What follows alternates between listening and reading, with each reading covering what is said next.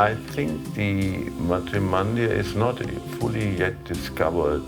It has still many areas which will evolve while we are evolving, you know. And I think as an image, it will be something which reminds people of the inner being.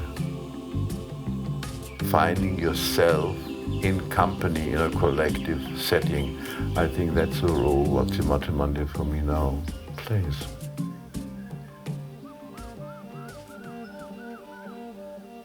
Actually, I prefer house or room rather than mandir, which immediately evokes a religious monument.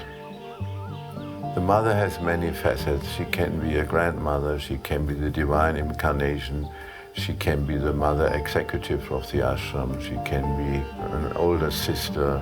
Depends what you come. We were told it would be a place where we can all work together.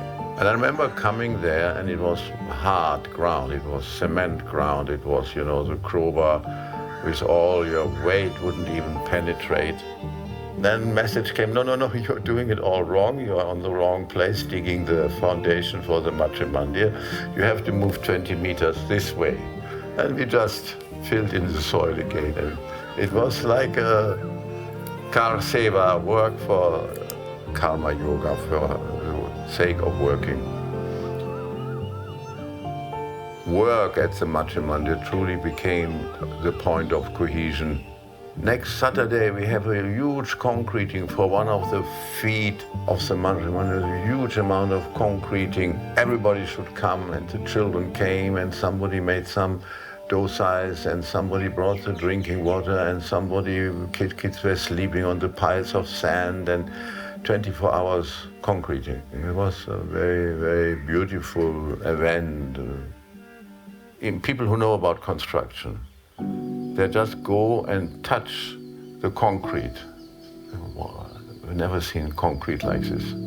I mean, so meticulously done. So the building became very much what you might say consciousness in matter. Marble cladding in the inside, the white marble. First they tried the marble from the Himalayas, then they took the marble from Italy. Then the marble was stored long time in a storeroom, and bees started making nests in the corners of the marble and discolored the white marble that had to be cleaned again.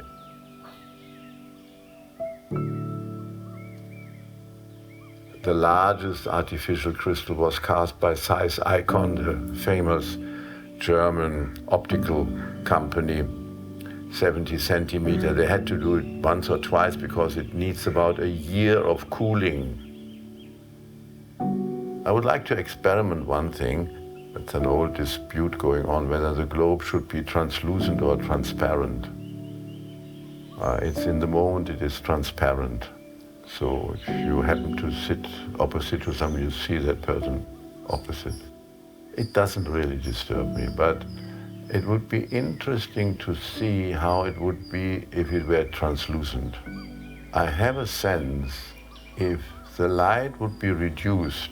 She says this is a beam of sunlight hitting the sphere becomes the only source of light in the room.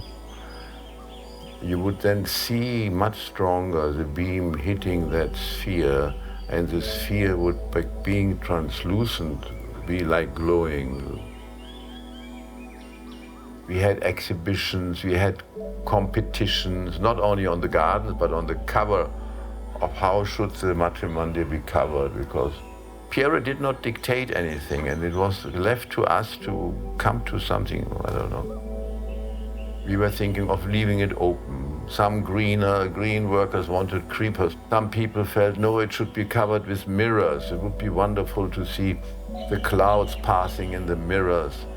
Some people thought it should be glass and you could look into the structure of the two spiral staircases going up. Some people felt it should be totally just a concrete blob. And then one day, overnight, it's there, it's ready. So it is like as if when all the material elements are there in place, suddenly the spirit, as you might say, becomes present. You can't help, when you speak about Auroville and its development, to say, like a body, that the soul should build its material envelope. So similarly, the Matrimandir should build its material envelope, the soul of the city. The whole master plan is embedded in the design of the Matrimandir. In the Bhagavad Gita, when Krishna tells Arjuna, in whatever way you call me, I appear. The same is the Matrimandir. Oh, damn it, I'm so tired, I need to sit down and go to the garden. And then suddenly through the green leaves of the banyan you see this golden shimmer and something in you comes to rest.